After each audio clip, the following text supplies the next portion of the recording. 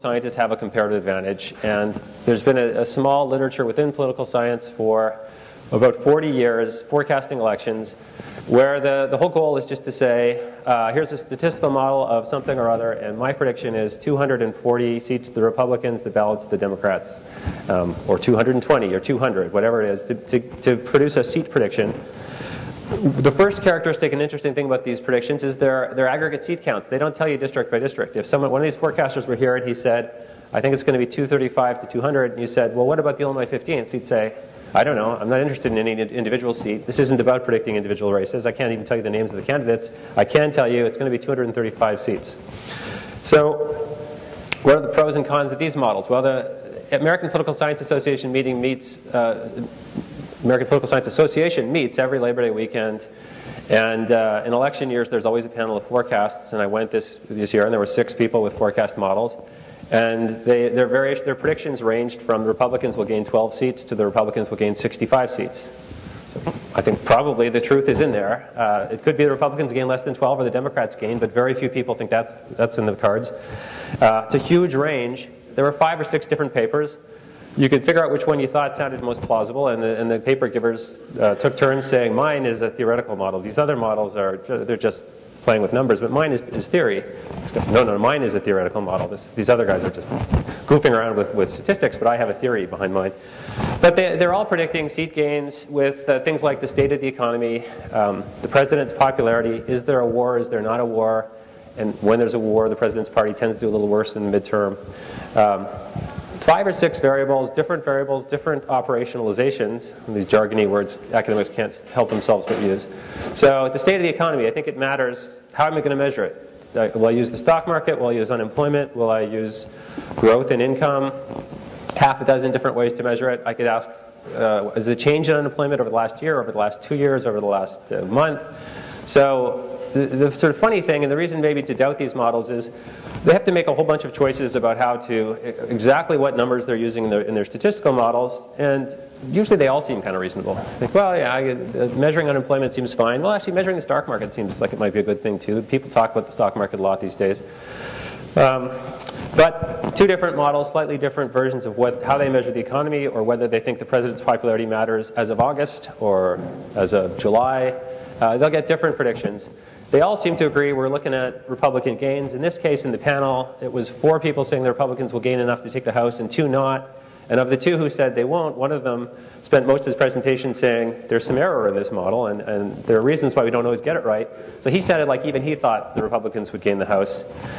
Most of them didn't actually bother with the Senate, with any of the state legislatures, with any governor's races, anything else. One of them did. So he could throw out the number of legislative seats the Republicans will gain across all of the state houses.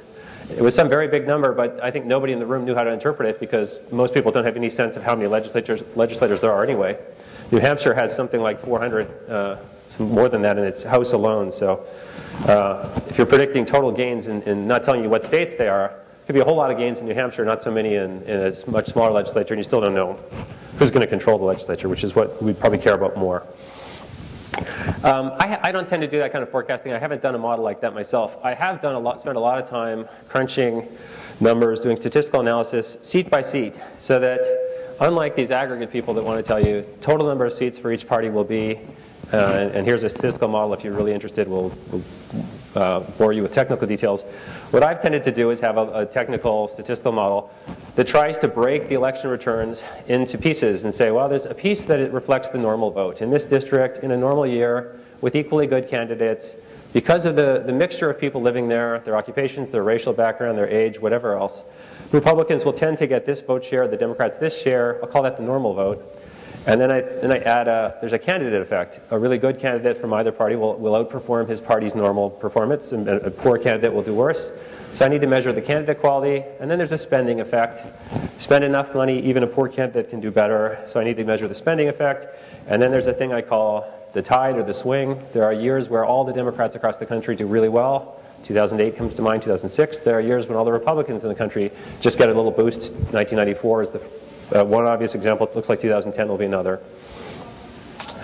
And then there's this error. I write down all these pieces of the model, and what's left, Well, there's a lot of stuff I don't measure. Was it a really good local campaign? Were the volunteers unusually energetic and good? Were there unusually many volunteers? Did the campaign make a lot of mistakes? Did the candidate give lackluster speeches?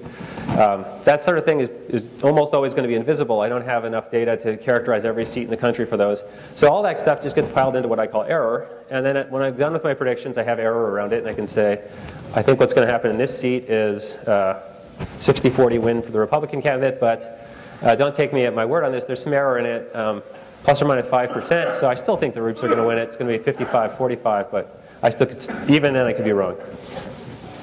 So I did some models like that in 2009 and presented them at conferences. So I'm already on the record, at least, that. But I had a very big range too. I said in a bad year for the Republicans, when their tide was small, they'd pick up about 22 seats. It's a net gain of 22. They might lose 5 or 6, gain 27 or so.